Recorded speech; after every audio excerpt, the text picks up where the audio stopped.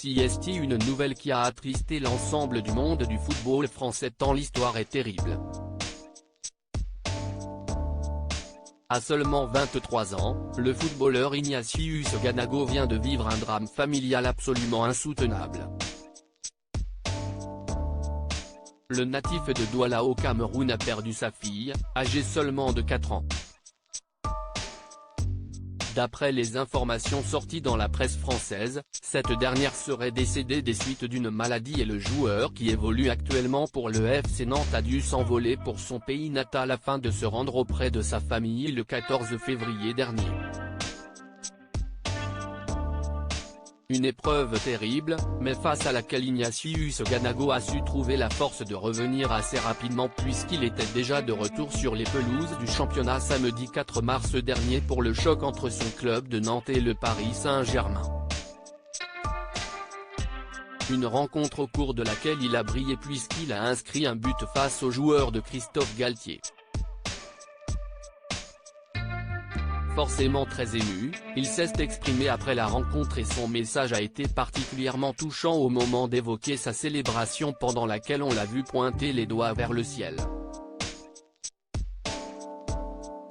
Maintenant, tous mes buts seront toujours pour elle. Ma fille était une bouffée d'énergie.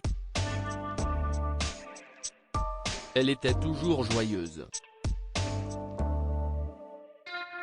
J'espère qu'elle sera fière de moi et que je marquerai beaucoup de buts pour elle, assure le footballeur passé par le RC Lens en zone mixte.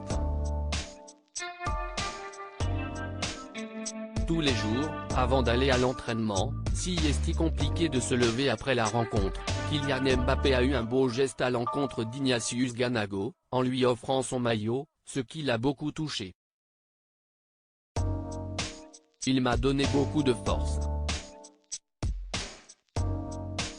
Cela fait plaisir de voir des gens comme ça qui pensent à toi. Je vais continuer à jouer au foot et j'espère que je la rendrai fière, indique-t-il. S'il a repris aussi rapidement le chemin de l'entraînement, CST aussi pour tenter d'alléger la douleur qu'il connaît actuellement. Le foot, CST quelque chose qui te permet de te changer les idées. Tous les jours, avant d'aller à l'entraînement, CST compliqué de se lever. Savoir que la personne que tu aimais le plus au monde n'est plus là. Mais, une fois que je suis à l'entraînement, ça me change un peu. Si j'étais dans un bureau tout seul, ça serait plus difficile. Je penserais à ça tout le temps. Tous les jours, j'ai au moins 2 heures durant lesquelles je ne pense pas à ça, conclut l'attaquant nantais.